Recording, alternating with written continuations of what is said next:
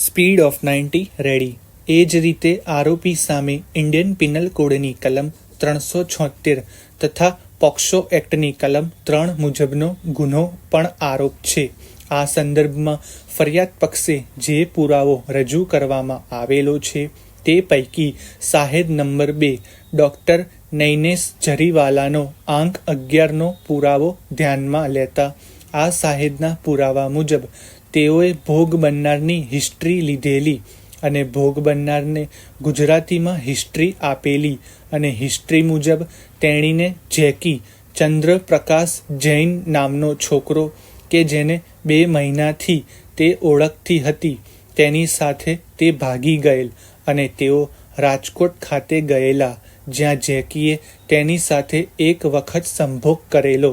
ત્યારબાદ રાજસ્થાન અજમેર ખાતે ગયેલા, ત્યારે પણ તેણીએ એક વખત સંભોગ કરેલો અને તારીખ 25/12/2013ના રોજ સવારે તેઓ અજમેરની એક હોટલમાં રોકાયેલા, ત્યારે તેણીએ તેની મરજીથી 2 વાર સંભોગ કરેલ અને અજમેર છોડીને તારીખ 26/12/2013ના રોજ બરોડા ગયેલા, ત્યારે બરોડા પોલીસે તેમને પકડી લીધેલા અને તારીખ 27/12/2013ના રોજ તેમને આહવા પાછા લાવેલા. સાહેદના જણાવ્યા મુજબ તેઓ ભોગ બનનારની ઉંમર પૂછતા 14 વર્ષની હોવાનું જણાવેલું. સાહેદના જણાવ્યા મુજબ તેઓ ભોગ બનનારની શારીરિક તપાસ પણ કરેલી અને ભોગ બનનારનો યોનિપટલ જૂનો ફાટેલો હતો અને ભોગ બનનારના યોનિ માર્ગમાંથી એક સ્વાબ અને એક સિનિયરનો નમૂનો લીધેલો, જે પૈકી સિનિયરનો નમૂનો સિનિયર હિસ્ટોપેથોલોજીમાં મોકલેલ અને સ્વાબનો નમૂનો FSLમાં ચકાસણી અર્થે મોકલી આપેલો.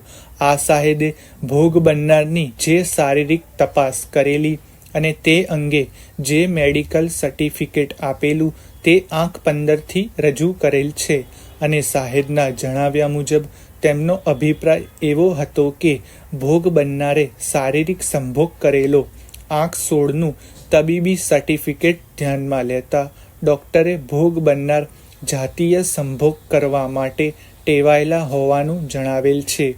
આ સાહેદે સિનિયરનો હિસ્ટોપેથોલોજીનો રિપોર્ટ પણ આંક 17થી રજૂ કરેલ છે, જેમાં સાહેદના જણાવ્યા મુજબ શુક્રાણુઓની હાજરી જણાયેલ ન હતી. પેરેગ્રાફ. સાહેદની ઉલટ તપાસ મુજબ મેં ભોગ બનનારની તપાસ કરી ત્યારે મારો ગાયનેક તરીકેનો 3જા વર્ષનો અનુભવ ચાલુ હતો. એ વાત ખરી છે કે ભોગ બનનાર તેની હિસ્ટ્રી જે ભાષામાં આપે તે ભાષામાં અમારે નોંધવાની હોય છે. એ વાત ખરી છે કે ભોગ બનનારે તેની હિસ્ટ્રી મને અંગ્રેજીમાં આપેલ હોય એવું બનેલ નથી.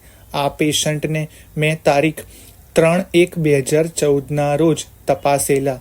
સંબંધ બાંધ્યાના 3થી 4 દિવસ સુધી જે તે વ્યક્તિમાં શુક્રાણુઓની હાજરી મળી શકે. એ વાત ખરી છે કે હાલના કિસ્સામાં બળજબરીથી સંબંધ બાંધવામાં આવ્યો હોય એવા કોઈ ચિહ્નો મારી તપાસમાં મળેલા નથી. પેરેગ્રાફ. એ વાત ખરી છે કે સ્વાબ અને સિનિયર પરથી તેમજ તેના પર શુક્રાણુની હાજરી કે ગેરહાજરીથી તેણીએ ક્યારે અને કોની સાથે સંભોગ કર્યો છે તે કહી શકાય નહીં. એ વાત ખરી છે કે ભોગ બનનારના હાલના કિસ્સામાં મને યોનિપટલ તાજો ફાટેલો હોય એવું કંઈ જણાઈ આવેલ નહીં.